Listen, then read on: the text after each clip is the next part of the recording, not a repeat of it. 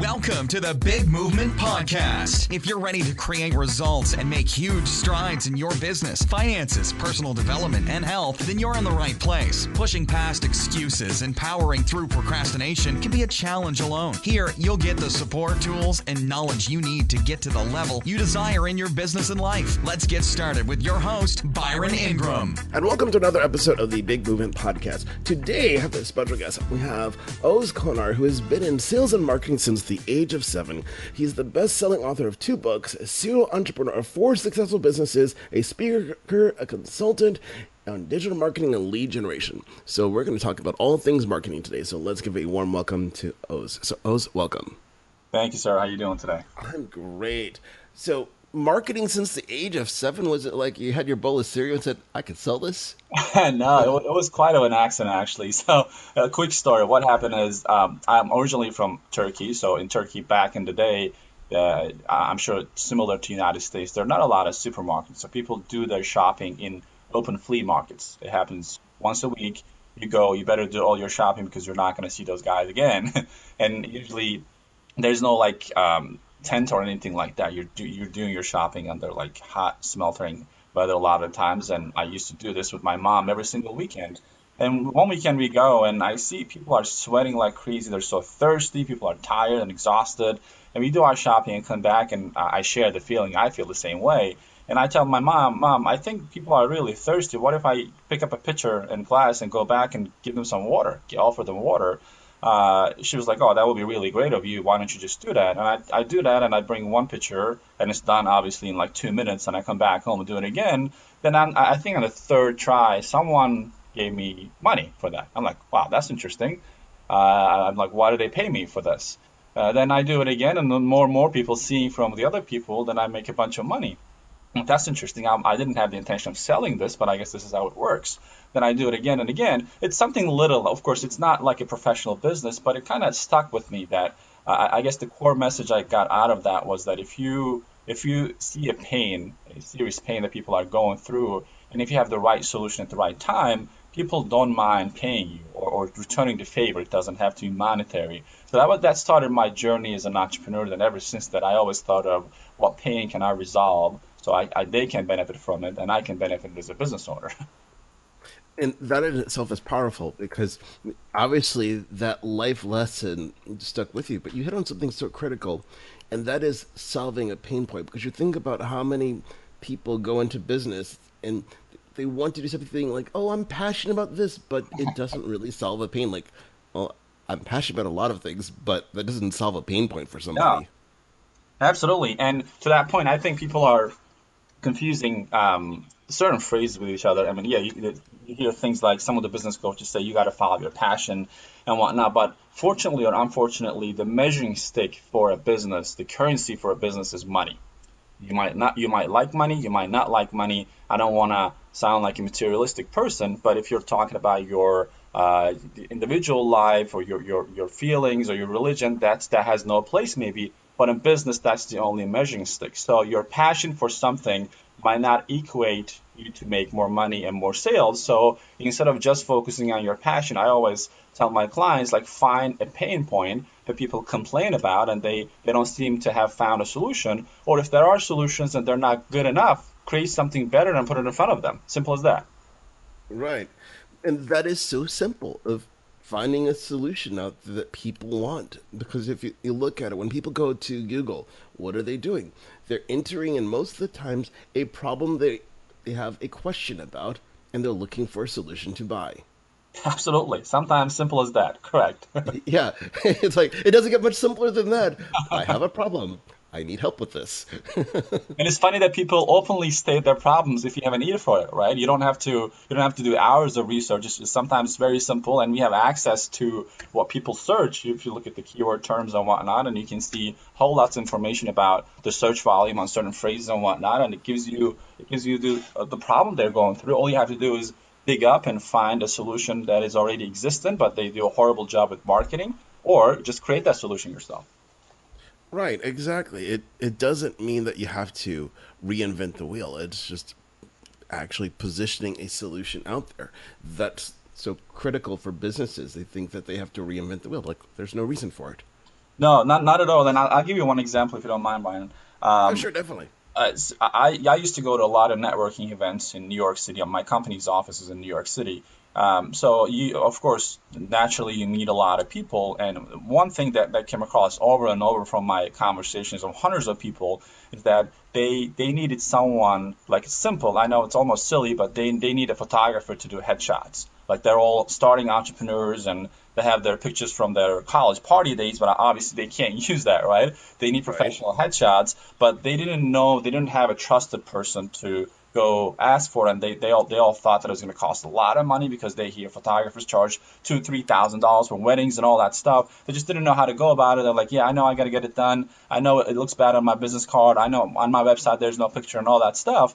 And I noticed that there are 10 other photographers on those events. And I was just wondering if it's just going to buggle me. I'm like, why is this happening? Like people are, there are so many of them. There's too many of them almost.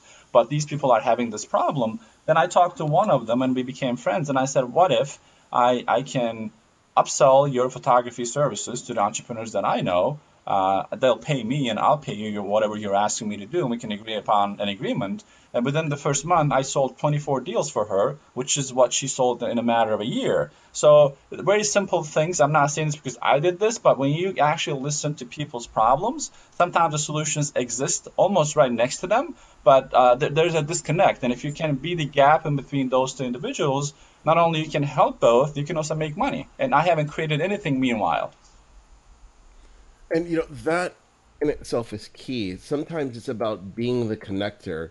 If you're looking at a fast way to generate business, that you Hmm. see a problem and you go out there and you look for the solution for it and just put the two together. You bet. Absolutely. Because you think about how many times in business people are stuck like, well, I don't know what to do. But if you just do what you did there, you saw a problem and you found a way to meet the need. Yeah, I think we end up putting ourselves in a box. Like a lot of businesses do that. Things start going down. It's like a downward spiral, not only in your business, also in your psychological world.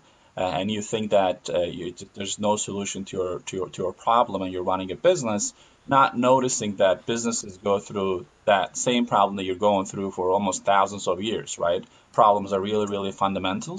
That technology changes. Right now, it could be problem with generating business through Facebook. Back in the day, it was like generating business in a flea market. Doesn't change. The core problem is you need more customers, and you need to figure out how to do that. So when you just take yourself out of the problem and look back and naturally just focus on what is actually happening, then you see the true picture. It could be a pipeline problem, it could be a sales problem, it could be a lead generation problem. There are only so many things that could be going wrong. Right. And so then, how did you get into this world of marketing and lead generation? Because you have this amazing passion for it. Where some people, it's kind of like, I know I need to do it, but oh, it's painful. I honestly did not get into lead generation originally, Byron. So what I did is I always had an interest on social media, and I knew that I can leverage building websites for companies quite a bit because like 5, 6 years ago, not many companies had professional looking websites. They look really aged. So I said, if I can sell X amount of them a month, that's good revenue, and I can help them have a professional looking website, and they can also get some rankings and whatnot, and they can get some clients. But I haven't really thought about lead generation part of that. It was more of a design. And still to this day, I don't really understand web design that much, but I had always had a professional person who knows a lot more than I do on design. I will be the person who will be finding the people who are having this problem and searching for a solution. Either they need a new website or they're really not satisfied with their website. Okay. Then we started selling a bunch of web design deals. And after like going through 40, 50 of them, I had way too many people come back to me and tell me, all right, Oz, you guys did a great job with the website, but how do I get traffic? How do I get more customers through this? Which I haven't really thought about it because I thought, you know what, my job is to do web design. So that brought me back to that old memory of me solving it with the very thing that we just talked about, like finding a problem and solving it. And I noticed that these people are having a major problem. Now, just so we built the website doesn't bring any business to them because they need to drive traffic, they need to put together an offer. So I started kind of getting into that, and I noticed that that's even a bigger pain than website because honestly, when you think about it, people do not want a pretty website. People want customers, and they think that a pretty looking website will help them get those customers, right? So I was looking at the problem at a surface level, not deep enough. Then it made me notice that lead generation, if I can figure out a way to help them get in front of more business opportunities and help them close more deals, that'll be even more important than having a killer website. Because how many companies you and I know, they have like a $30,000 website built and they have no customers? Right. It happens all the time. The whole time. Like people, they think that's the priority. They spend a couple of months on their logo, then on their business card, then on their website without having an actual plan on how they're going to sell their services and products. Right. And I think that's where so many businesses get stuck at in the very beginning. What I've told people that I've worked with, it's the bulk of the money at the beginning, don't put it on the website because you can make it look pretty later. It's better to put that into lead generation of getting traffic because then you can invest in what's working instead of we think this is what people are going to like. Well, see what they're doing and then build it around that.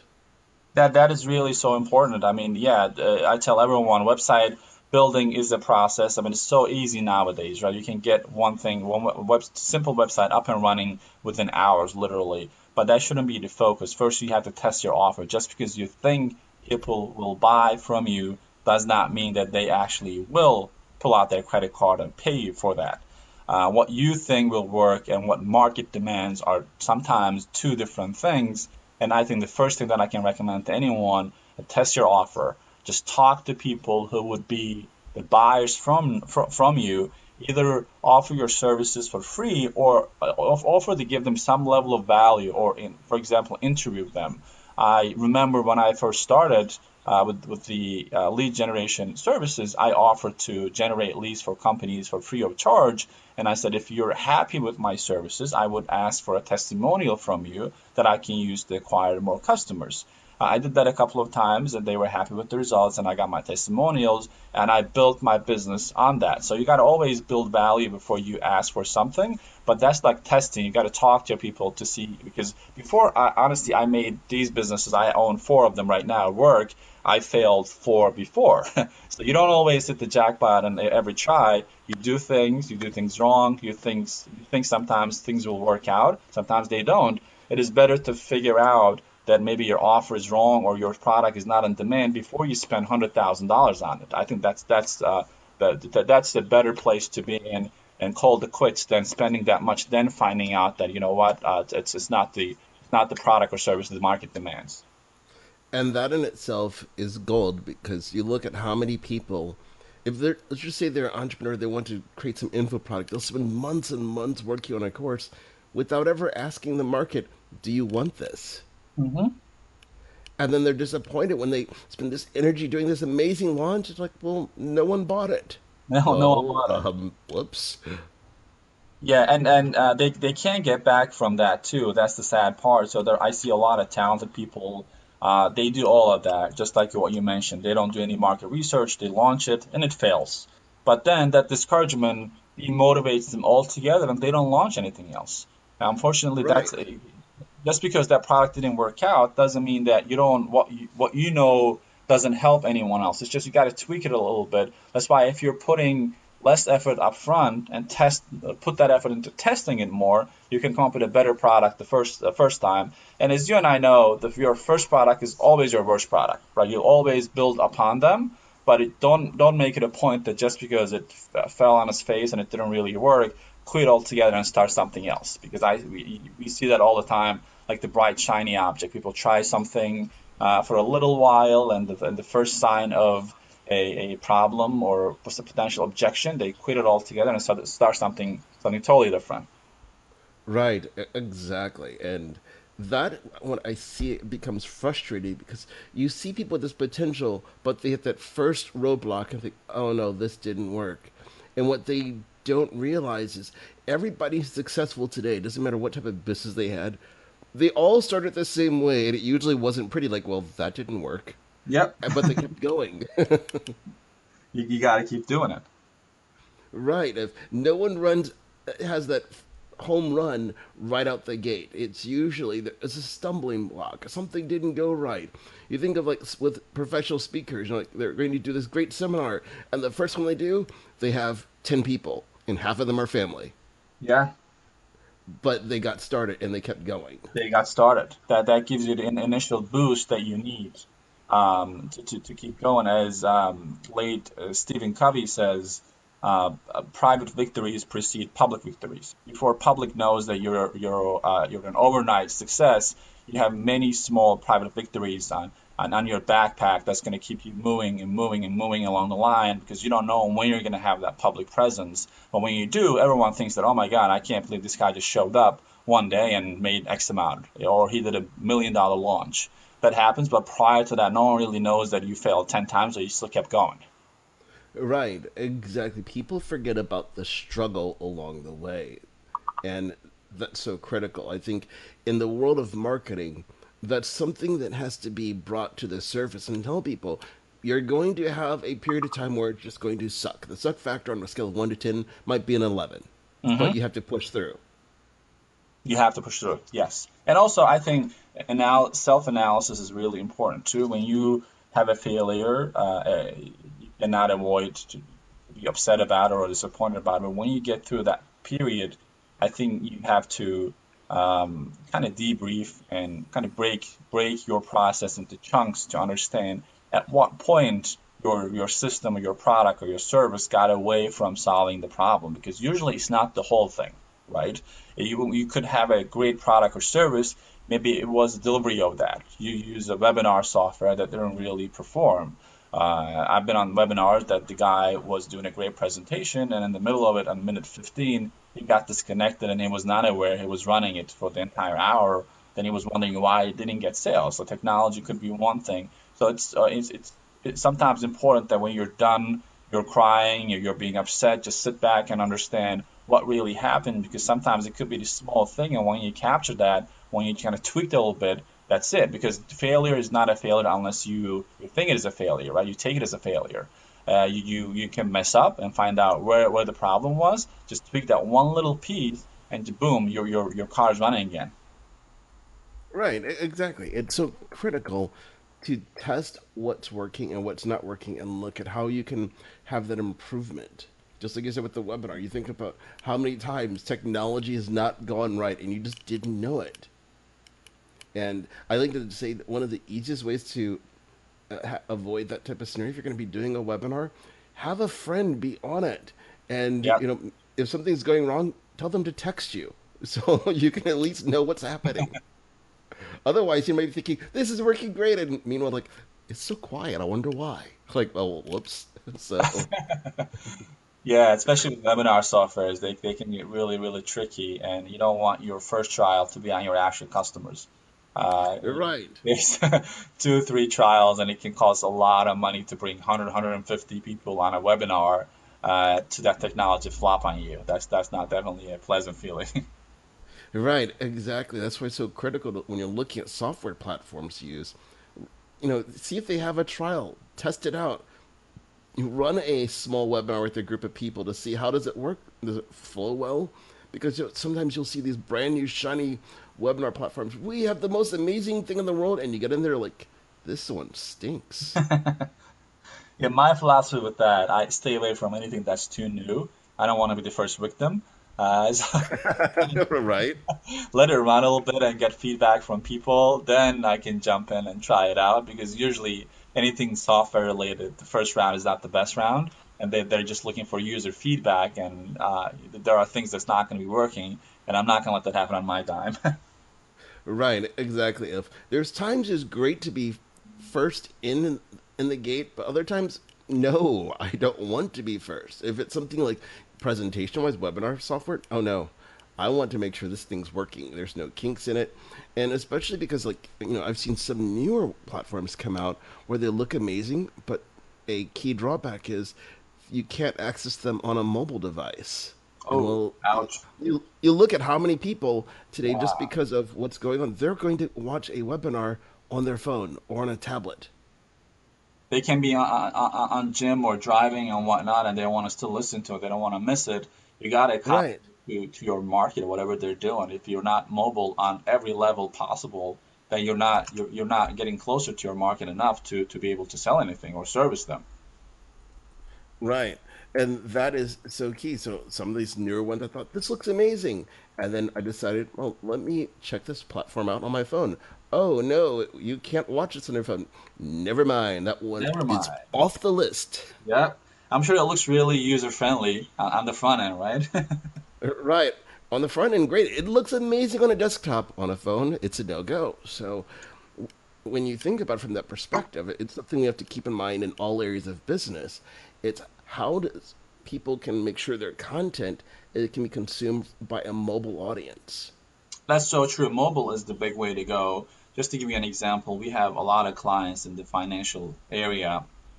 They're selling loans and mortgages and cash advance deals. And we've been working with them for a couple of years, and most of their budgets were being spent on AdWords or Facebook ads to generate leads, asking people to fill out a lead form or come to a landing page. But over time, we slowly started adding mobile campaigns as well. Now, one of our best performing campaigns on Google is the call only campaign, which is they made it work, which is amazing, right? So people who are searching for some of the services, it usually works better for like emergency services. If you're in trouble with your plumbing, if your house is flooding, or if you have an emergency dental situation that you're in a lot of pain, you're not going to go through and do a lot of due diligence about companies and spend time because you have a bleeding neck problem and it needs to be solved immediately. So in those Right. cases, people searching on Google, they take on this call only campaign and click on it and call the customer immediately. And now those campaigns are performing amazing, while most of the other competitors are they're still trying to optimize their AdWords to the best of their ability, not noticing where the market is shifting. Right. And that's so critical you brought that up because it gets into behavior patterns. That if there's an emergency, you're not going to sit there and just want to look to see, well, who looks like they're the best. If your tooth is in pain or your toilet looks like it's a volcano erupting, you're calling whoever is first, period. Whoever can show up will show up, believe me. Right, like you can be here in 10 minutes, great. Right. That's all you care about. Yeah, I don't care who you are, just show up. That's why it's not only the right offer, it is the timing of the offer, right? I'm sure there will be more qualified companies who can solve the problem, but guess what? This campaign did a better job than them, and the customer did not even see their offer. So having the right offer and the right system, the right product alone does not solve the problem. You got to understand how your customers are finding you and find the best way to get in front of them. Exactly, and that is critical to make sure you have that right offer there because you look at how many times someone might have the most amazing business, but they're putting the wrong foot forward, and people look at it and wonder, no, I'm just not feeling that. It's kind of like I like to jokingly say with people, you could have the best steak in the world, but if you're marketing to an audience of vegetarians, it's not going to do any good. Yep, it will definitely not work. And I see a lot of that happening on like Facebook ads. If you're on Facebook, when you check your news feed, sometimes you see products and services that's definitely not related to you. For example, I think it was last night I saw an ad on like the certain type of makeup. I'm like, that's awesome. Hmm. I'm sure my wife would like it, but I'm the wrong audience. You're paying for this. You're putting it in front of me. So something is doing wrong, something with the marketing end. So targeting is definitely important. And I think you can't mess around with that. And Facebook has advanced quite a bit and Google has advanced quite a bit that if you truly understand your audience, it's so easy to put your offer in front of them. Right, exactly. It's just a matter of spending an extra few minutes to think about who your exact audience is and target them. It's interesting we bring this up as just the yesterday I was looking at my newsfeed on Facebook and I noticed a car wash that was running ads. I thought, oh, this is great. I look at their locations when it came up, clear on the other side of town. Like, Oh I boy. don't care how good of an offer it is. I'm not driving to the other side of town. Now, even if you offer it to me for free, I'm not gonna drive up there to get that offer, right? Right. So when it comes to targeting, this is where people have to know the demographics. They have to know the psychographics that for certain types of businesses, people are not going to want to drive outside of a certain radius. So set the radius of your ad. Yep. Sometimes simple as that. And unfortunately, the many businesses do not understand how that works. And I see that problem with the agencies running ads as well. It's so easy to spend someone else's money, but at the end of the day, I think you should feel equally responsible that these people trusted you with an ad budget. You can't just put random ads just to show them, hey, take a screenshot and show them, hey, your ads are running. You'll hopefully get some results and whatnot. And if they don't get results, they blame the platform. Like that happens a lot. I talk to tens of businesses every day, hundreds of them every month, and usually when you talk about like certain marketing strategy, the response is, yeah, Facebook marketing doesn't work, or social media doesn't work, or Google doesn't work, while thousands of companies are making billions of dollars through the same platform. So you can't tell me the platform doesn't work. Maybe you have not figured out how to make it work, or you have not worked with the right people to make it work for you. Right. Because sometimes when you look at it, it's the offer that a business is putting forward. It's something that it's so specific that I don't want to say you're looking for a unicorn, but you're pretty close to it in terms of the people that want to buy it. Correct. Yes, and it does take testing too. You can't. I mean, I we dealt with a client and they wanted to test it for a month. And I told them, listen, really ads do not work that way. You're asking an algorithm to figure out your ideal customer based on your criteria, and it's going to ramp up and it takes time. If you're in it to give it a try, this is not a software that you have 15-day tries or 30-day tries. You're just building an audience and it takes time, so you have to be patient with that. Ruling out a campaign or a marketing platform altogether, I think is a little selfish on your end, and it doesn't benefit in your business either, right? So you got to give it some time and trust people who've done this before, and they will get results for you. But a lot of people quit a little too early because they want the immediate gratification of running ads and getting results. But that there is optimization process which is different for every business, and it doesn't. I'm not only talking about like online marketing. It isn't any type of marketing. When people put offers out there, immediately I see them withdraw the offer because they think, well, it's day two and it didn't work. So you got to sometimes give things to mature a little bit and make sure that they're being seen by people. And just going back to what we talked about, like tweak it a little bit before you totally give up on it. Right. And I think that's where businesses have to realize it's not that instant fix to be committed for 3 to 6 months because in the first part you're testing things out, you're figuring out what's working, what's responding, and you think about the number of ad sets and the number of actual ads you're going to be creating. You're trying to figure out which one is going to resonate the most, and then you're beginning to fine tune it. It's not, well, we're going to create one ad and that one's going to work. Well, no, it doesn't work that way. Absolutely, it does not. And unfortunately, those are the people who do not have like a multi-channel marketing system in place. They somehow figured out maybe one channel feeding them, the others they totally gave up on. And if that one channel fails for whatever reason, like we happened during the recession, right? The companies who did not have this whole system feeding leads into their funnel, when that one source of revenue was cut off, either they were targeting people who work in certain places, and when that industry lost their jobs, then your customer is cut off and you don't have any business. Then you go out of business. So you got to always have a lifeline out there and test different things at different times and have like you got to have your pipeline filled all the time. And social media is one of those ways to do it. It's just you got to give it some time and trust the process. And when you get leads, make sure you act on them. Like that's the next thing. When you get leads, these are only hot for a couple of hours, sometimes for 24 to 48 hours. You can't just rely on getting a lead and get back to them 5 days later because guess what? They're not going to remember you. Right, and I think that's where it's important for that business owner to look at the process they have in place.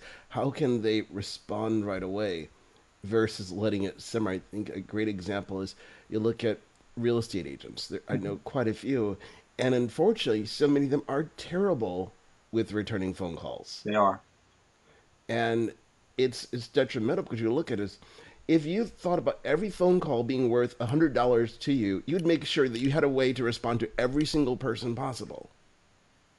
Big time. If you put a dollar value to every marketing effort or every call, that you would take a look at things a lot more differently. I absolutely agree with that. Right, and so that's where people have to make that adjustment. How can you have that system in place? So when you, speaking of systems like this, with lead generation, what are the different channels you think that businesses should be using so they're not relying on just, let's say, Facebook alone or Google alone to generate leads for their business? Yeah, there are so many things that they can do, but whenever I talk to a potential business owner, either to coach them or to take them as a client for us to do their marketing, going back to our earlier point, I want to find out what kind of systems they have in place. In other words, if I recommend them to use a platform, or if we do generate leads for them, what will happen next? Do they have a game plan? If a lead comes in, what is their process of answering the phone call? What is their follow-up process? If a person doesn't answer the phone, do they have an email marketing system set in place? Because let's be honest, everyone is getting bombarded with so many marketing messages every single day. So a single touch point is nowhere near enough. You need to have at least 10, 15 touch points, especially if your brand is not known. If they don't know who you are, you need to have a system in place so they can hear from you constantly, not in a way of like a like pitching fashion or like a salesy, but you do your follow up, but they then hear from you in the form of a case study or the recent article that you published, and you follow up again about the offer. So if you build your credibility, it's amazing that sometimes people answer that phone call the sixth time, then you close the deal because you've done your work. So I look at that part before we decide which channel they need to be using.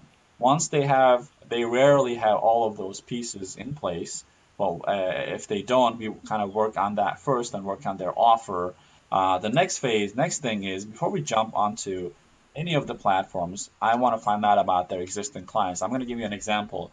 I was invited to a meeting by a sizable financial company in New York City, and when we sat down, they ask a very similar question. They say, you know what, we tried direct mail, we tried Google, we tried Facebook. Just tell us what's new. What else you can offer us that we can try? We haven't tried.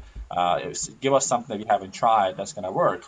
And they were spending about $40,000 on direct mail and $20,000 on Google. Their monthly ad budget altogether was about $80,000. And I said, yeah, we can talk about it, guys. But my question to you is, do you have an existing client base? They said, yes. All right.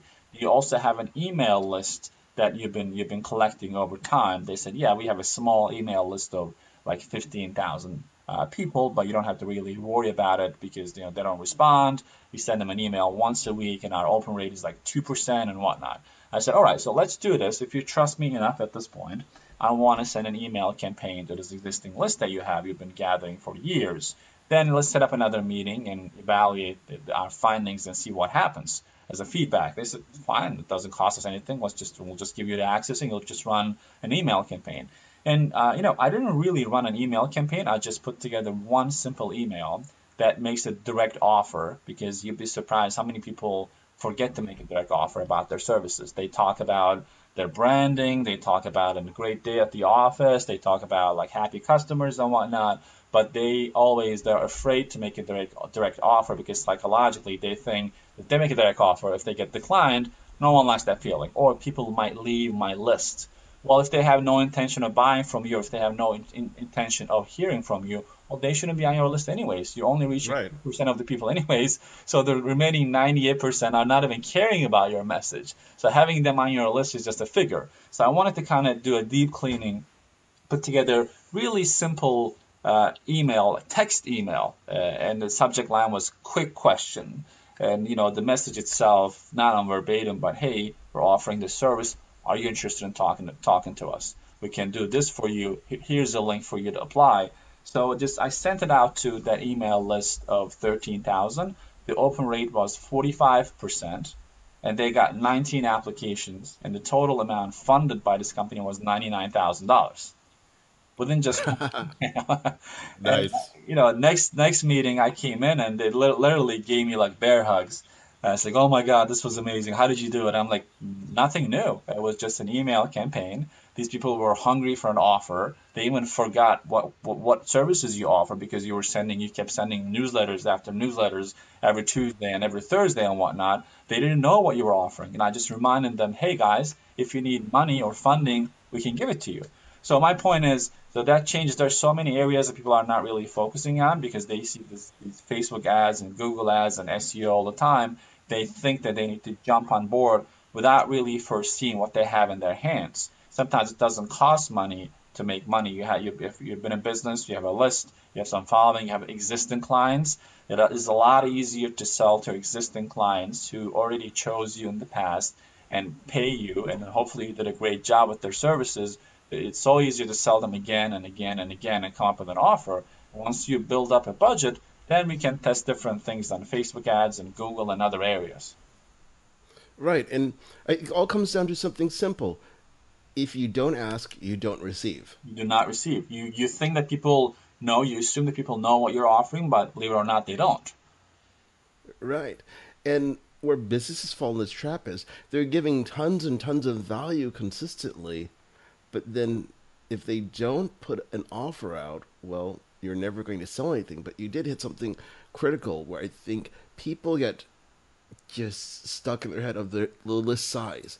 You want to clean your list. You don't want people that are never going to buy from you on it. It's like if you want, just an ego figure, go work out or something. But if you want effectiveness, with your email campaigns, you need to actually sell them something. If they don't want to buy from you, kick them off your list.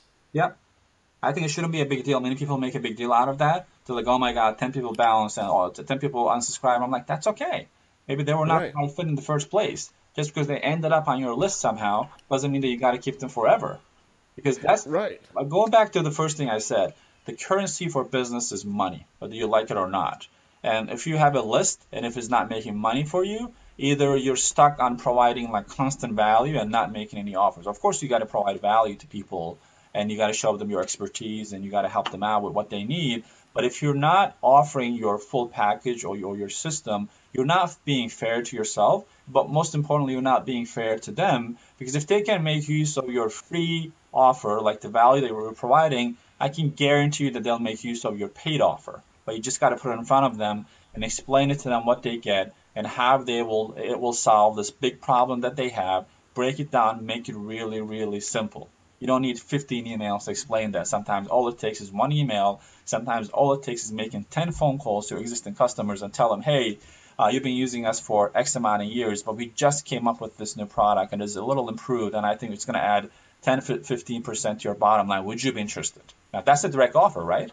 Right. If they say no, well, they're not interested. If they say yes, then it gives you the permission. We call it permission-based marketing. Always ask first instead of spamming people. Then you can talk more about your offer. And if they say, all right, so does this sound interesting? Yes. Okay. Do you want to find out how we can get started? Yes. So you got about so many yeses at that point. If you get no's and somewhere at that point, you know that you put that customer on a different bucket. You put the ones on a different bucket. So having a bulk of 15,000, 20,000 emails doesn't mean anything unless you segment it and know who your buyers, who are your super buyers, buyers who would buy anything from you. Like we're dealing with 80-20 rule here, right? A certain percentage of our customers, no matter what price point your offer is, they'll buy from you. That's just who they are. Some will Right. question, they'll be super analytical. Just you got to find out who they are. So once you know who your audience is, you can put different offers in front of them. If you have an audience that asks a question all the time, then you got to put together an offer that gives every little bit of details, the details of your offer, so they can make a logical decision. On the other end, you have people who act more with their emotions than with their logical side of their brain. So they want to hear the stories and they want to see how others are affected by your products and services and put that offer in front of them and have them purchase through that way. Right. And that's key when you look at it. It's making sure the offer is the right fit. And that's where it gets into the whole notion of segmentation, knowing that if someone is at a particular point along the customer journey, the right offer is presented to them. If you just met somebody, you don't necessarily want to put a high ticket offer in front of them. It might be something that's a little bit lower price that starts building up more trust. It just depends on what your business model is. Yes, you got to build it up. Maybe your $4,000 package provides massive amount of value, but then barrier to entry for your customers is really high. So you touch a really important point there. That's why you got to have your value funnel set up. Maybe you start with something small. It could be a free trial, or it could be like a $37 product, which in marketing world is called a tripwire, right? You want one commitment from them. The first commitment is usually they provide an email address. You provide them something free, they provide the email address. Then you make an offer to them right after that, immediately, to identify who your buyers are. Who are the people who would buy immediately? And the offer is so small, it's almost no-brainer for the value they're getting. So they buy your $30, $40 product. Then immediately after that, you want to find out who your like super buyers are, people who would buy regardless, and you make another offer. And a certain percentage of the people will buy that as well, but most of the people will not buy, will not opt in. Then you start nurturing those people. So along this process, the customer is not seeing this on the front end, but on the back end, you're segmenting your customers. The people who buy your second offer, if you make them a better offer on the third time, the odds are they will buy that as well. And they will usually end up scaling themselves up to your $4,000 product really, really fast. While the remaining of the people, it will take some time to get them there. And a percentage of people will never buy from you. They just want free stuff. And you cannot change that. Right. Right, exactly. You can't get away from that. It's just part of the whole buying cycle, but it's that responsibility a business owner has is to have the systems in place so you can funnel people through each step along the journey to keep them going forward so you can increase your revenue. And at the end, once you have them take them through your entire value ladder, as Russell Brunson says, you got to have a value ladder starting from a free offer to a small offer, the mid-size, large, and your ultimate high-end product. Then once you figure out all of that, then you got to come up with a continuity plan where you can charge a monthly subscription model to people. And I know some of your audience might think, yeah, but it doesn't work for my industry. But I've seen it work for like certain industries that have been around for a long time, and you don't see a continuity model such as chiropractors and dentists, and they made it happen. So there's a way to make it Right. for many of the industries. First, you got to figure out your entire value ladder. How do you take someone from the bottom of your list all the way up to buying your $4,000, $10,000, $25,000 product? And how do you put a certain percentage of your list into this continuity model where you charge them a monthly subscription by giving them additional value, and whatever pain they're trying to solve that they need continuous support, you can set that up. Then you have an actual funnel, and then at that point you really are not worried about economy that much, the weather that much, who the president is and where the politics is and all that stuff. Of course, every piece of that plays a role in your business, but you're not as afraid as someone who only has one source of income coming from only one direction. If that part is severed, then their entire business is devastated. Right. And you can really put that type of continuity program in any type of business. You look at massage places. How many of them will have monthly membership programs? Like you're paying, let's say, $59 a month. You get a 60-minute massage, and you want more massages than that? You get a discount on all the other services. So if they can make it work in the massage industry, pretty much every industry, there is a way to make it work. Almost all of them, with no exceptions, you can come up with a continuity plan. Absolutely. Right. It's all a matter of thinking differently. How can you keep people coming back in your door on a consistent basis? Because some of those people will want more and more from you. And what frustrates me and a lot of business owners without them noticing is that they don't have sometimes anything else to offer. So they come across these hyper buyers, like they want to buy more from them, and they're like they don't have anything else to offer. So that's why you got to sit down and think. Every business should have a high-end offer, no matter what business you're in. Don't expect all of your customers to buy that, but there are certain customers who are going to opt into that one. So always sit down and think about all the services that you offer, and think about creating a package that's gonna that's gonna make the most revenue for you, and that's gonna bundle a lot of things that you offer and put it in front of your certain customers. And believe me, a certain percentage will buy that. Right. The best analogy I heard to explain it very well was if someone had a hot dog cart, let's say in New York City. Now, you'd have your regular hot dogs out there, but then to have the big upsell, you have like the lobster roll hot dog that had truffles on it, and you're selling it for like $300 Uh-huh. because it's almost a guarantee you will sell a couple of those every single day. Yep. And some people think, but how? Like, it's simple. You're going to get some people because they want it because it looks special, it's awesome, and they want to have that for themselves. So to look at it the same way in your business, there's going to be people who are going to buy the low end stuff, but then there's people, they want the premium quality product, and to them, it's worth it for that experience. It definitely is because their value, the way they perceive value is a lot different than other people. I think to add to your example, another person that I highly admire as a marketer is Joe Polish.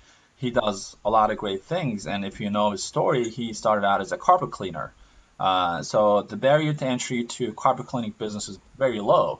You just go rent the machine or buy it for a couple $100s, and you get started immediately, right?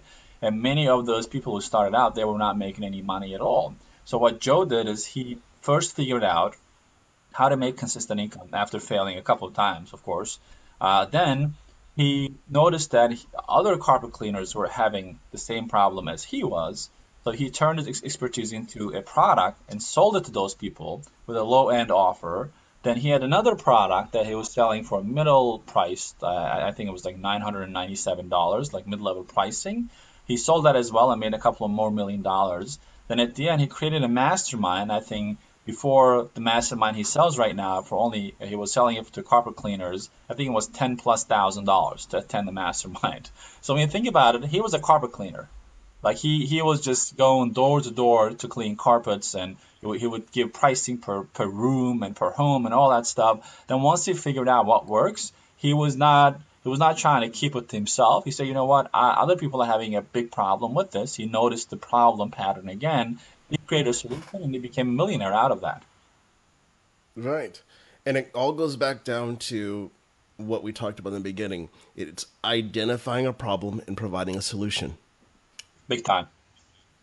And that's as simple as it comes down to. No matter what you're looking at in terms of with lead generation, it's solving a problem that people are looking for, or you're looking at that value ladder. It's how do you consistently provide a solution to a problem people are having.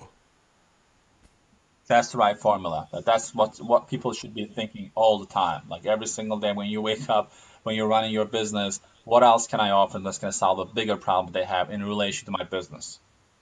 Right, exactly. So as we begin to wrap everything up, one of the things I always like to bring up in each episode, it's something that each person can do. So with that, what is one thing you recommend every business owner, entrepreneur do in their business to start creating more success? I recommend that they take time to write down the things that work in their business. Every time they do it, it brings them results. So it can be small things, big things, doesn't matter. So I don't want them to focus on what does not work. I want them to focus on what works to bring clients, bring more revenue, and take a deeper look into that one. I don't want them to be overshadowed by the negativity of the things do not work. And once they figure out what that thing is, capitalize on it. If it is a direct mail campaign that worked, all right, do more of that. If it is a Facebook ad that worked, but the other ads did not work, do more of that one and work on that one. Because I think one of the challenges with businesses is that they want to do many things all at once. And if you haven't figured out your offer the right way, you're doing many things wrong all at once. So first find out what is really working, even though it's a tiny thing. Just spend more time, money, and resources on that one until you totally figure it out. Then you add multiple channels to it. Then you have something what we call multi-channel marketing in place. Right, and that's perfect. So how can people reach out to you and learn more about what you do and investigate the type of services you have for businesses? They can reach out to me in two ways if they're interested in having us do their marketing or talk about their system in place to see if we can help out. The website is localmarketingstars.com. The second area is if they're interested in running Facebook ads for other businesses and make a monthly income doing that, they can check me out at 10krevenueclub.com. 10 is a number, 10krevenueclub.com. Oh, excellent. Well, I want to thank you for coming onto the Big Movement podcast today and sharing a wealth of wisdom on marketing, problem solving, and just all around understanding what does it take for people to be success and asking for the offer. Thanks for having me, Byron. It was a pleasure. Oh, you're welcome. Thanks for listening to the Big Movement Podcast today. And be sure to subscribe so you don't miss an episode. Now that you've surely been inspired to take your entrepreneurial career and business to the next level, you can stop by the website and get more. And if you're ready to boost your business brand, be sure to grab your free report, 7 Easy Steps to Build Your Brand Today.